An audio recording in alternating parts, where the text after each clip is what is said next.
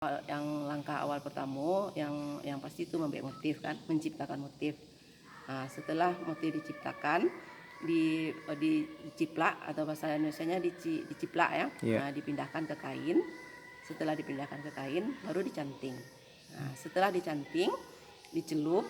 Kalau dia teknik celup gitu. Kalau dia teknik colet ya gini, dicolet dulu, diwarnai dulu. Nanti setelah diwarnai dikasih penguncinya water glass. Setelah dikunci dengan water glass, tunggu kering minimal 3 jam. Nanti dicuci. Setelah dicuci, ditunggu kering, ditutup lagi yang berwarna tadi. Ditutup lagi baru dicelup terakhir. Jadi panjang prosesnya, makanya harganya mahal gitu kan. Jadi nilai kerajinannya sebenarnya yang tinggi, nilai seninya gitu kan. Bu, Ibu mengedepankan motif-motif ini, bisa Ibu sampaikan motif-motif apa ini, Bu? Ya Ibu karena batik ini sebenarnya di daerah kita Sumatera Barat kan baru, tidak seperti di Jawa. Kalau di Jawa kan sudah mengakar kan. Kalau kita baru, jadi karena dia baru, kita mencoba yang lain. Ibu selalu mengangkat adat budaya Minangkabau di dalam menciptakan motifnya. Contohnya memasukkan itiak belang patang, rumah gadang, siria gadang, kaluak baralun, badamudia, kemudian apa lagi tuh, pokoknya yang Minang-Minang lah gitu. Masjid Raya kemarin kan.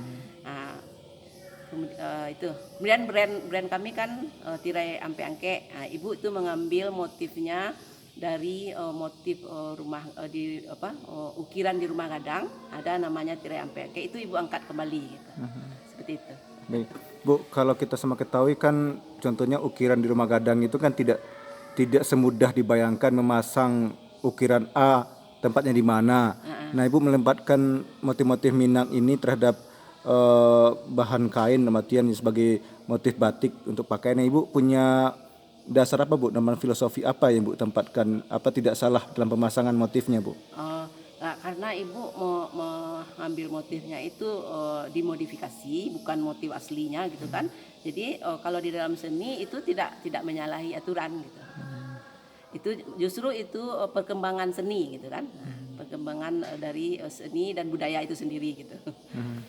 Bu, baik, tadi Ibu, Pak Kepala sampaikan juga, Bu, berkaitan dengan batik di SMA Negeri 1 Ampe Angke ini kan lagi membuat sinopsis ya, Bu, atau filosofi tadi ya. Iya. Nah, itu gimana? Ibu ada kendala dalam pembuatan itu atau gimana, Bu? Kendala tidak begitu juga ya, cuman mungkin Ibu kurang mendalami betul filsafahnya gitu kan. Cuman kalau untuk menciptakannya bisa Ibu gitu kan, coba-coba gitu kan. Tapi untuk mendalami falsafahnya tentu bukan ini Ibu gitu kan, kapasitas Ibu gitu. Cara Ibu, ada Ibu bertanya dengan para pemangku adat atau pakar seni atau gimana, Bu? Ibu banyak membaca buku. Baca buku, kemudian Ibu punya buku tentang motif-motif Minangkabau. Ibu punya itu ya. Kemudian motif-motif yang nasional juga Ibu punya gitu kan. Kemudian waktu belajar Ibu di Jogja dulu sama Mas Abdul di Jogja. Mas Abdul itu memang dia untuk menciptakan motif itu dia pakai falsafah selalu gitu. Jadi mau tidak mau Ibu, karena dia guru Ibu mengacu ke dia gitu. Bu, berarti ini kan Ibu walaupun ada yang mengcombine motif yang ada dengan motif yang menurut Ibu bisa diterapkan dengan karya ini dari kekayaan alam di Minangkabau. Berarti Ibu menginginkan motif yang Ibu hasilkan atau Ibu kerjakan sekarang atau sudah Ibu buat itu bisa dipatenkan nggak, Bu? Atau hak miliknya SMK Negeri 1 Ampe Angke nggak? Ya, itu yang Ibu harapkan. Untuk mempertahankan motif kita itu supaya tidak ditiru orang lain gitu kan. Supaya produksi kita tidak terganggu gitu kan dengan produksi orang lain. Jadi Ibu secepatnya pengen dibuat hakinya gitu. Baik. Ini kalau boleh tahu, Bu, sejak kapan ini Ibu bisa sudah menghasilkan karya ini sehingga dikonsumsi atau dibeli atau dipakai oleh masyarakat di luar ini atau di dimanapun gitu? Kalau yang eksis betul Ibu untuk yang tirai ampe angke ini 2 tahun ini baru. 2 tahun. baru 2 tahun. Tapi ibu belajar batik sudah lama, waktu kuliah belajar gitu kan. Cuman yang begitu khusus menghadapi batik sekarang ini baru 2 tahun gitu. Baik. Bu, ada gak kendala Bu? Ini kan kalaupun kita lihat kan di belakang Ibu ini kan masih ada anak muda ini. Ini ceritanya ini anak muda pelajar atau siswa Ibu atau alumni atau gimana Bu? Jadi karena ibu sudah mulai hasil karya batik ibu sudah mulai dilirik orang banyak, jadi ibu berpikir mungkin lebih bagus alumni kita berdayakan gitu kan, khususnya alumni yang belum dapat pekerjaan gitu, dan tentu terutamanya yang mereka memang ahli gitu kan, nilainya bagus waktu dia belajar gitu kan, gitu. Jadi ini kebetulan memang alumni yang bekerja. Ada sekitar 6 orang alumni yang bekerja, ada yang di sini, ada juga yang di rumahnya masing-masing. Baik. Bu, bahwasanya setiap tanggal 2 Oktober di Indonesia kan diperingati sebagai Hari Batik Nasional Bu ya. Nah Ibu dengan dedikasi Ibu, kiprah Ibu sebagai pendidik dan juga sebagai ya pecinta seni atau juga pengrajin juga Ibu ya.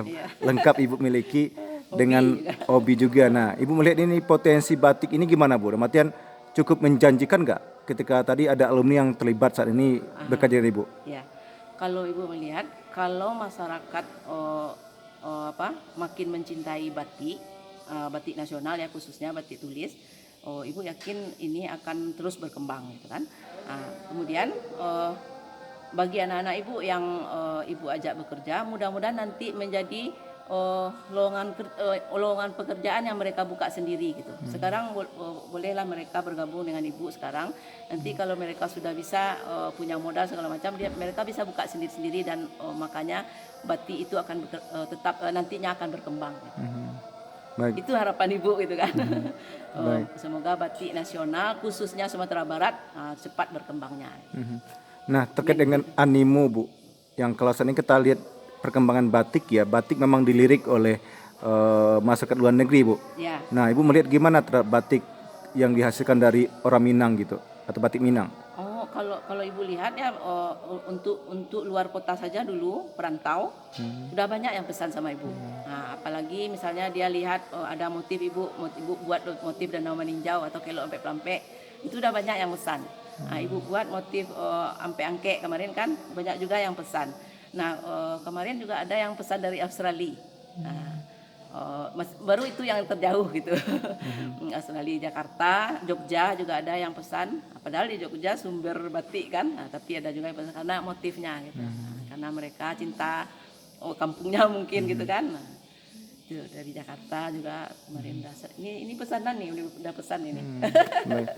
Bu, untuk menetapkan harga Ibu untuk batik tulis kan tentu berbeda dengan batik cap ya. Kalau batik cap kan relatif lebih terjangkau lah gitu ketimbang batik tulis. Ibu gimana cara menetapkan harga itu? Kalau Ibu kalau batik ini karya seni, jadi Ibu jumlahkan dulu modal bahan gitu ya, bahan kemudian alat dan bahan yang terpakai.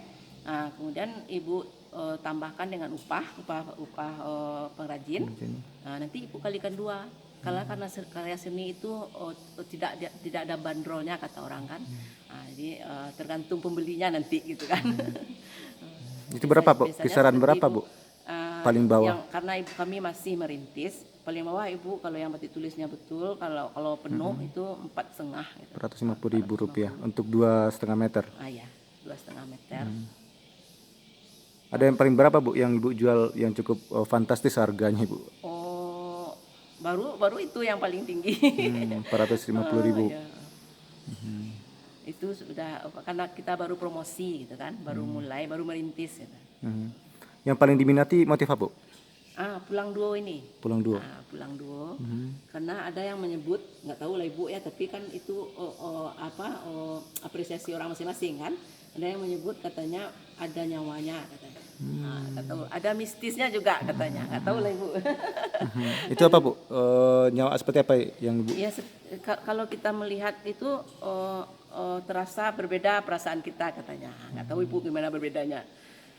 Ada mistisnya atau ada bernyawa katanya kan. Tahu lah Ibu sebenarnya Ibu cuma menciptakan dari ekspresi jiwa aja gitu. Bu, kalau tadi kan ini pulang pulang duo ya Bu.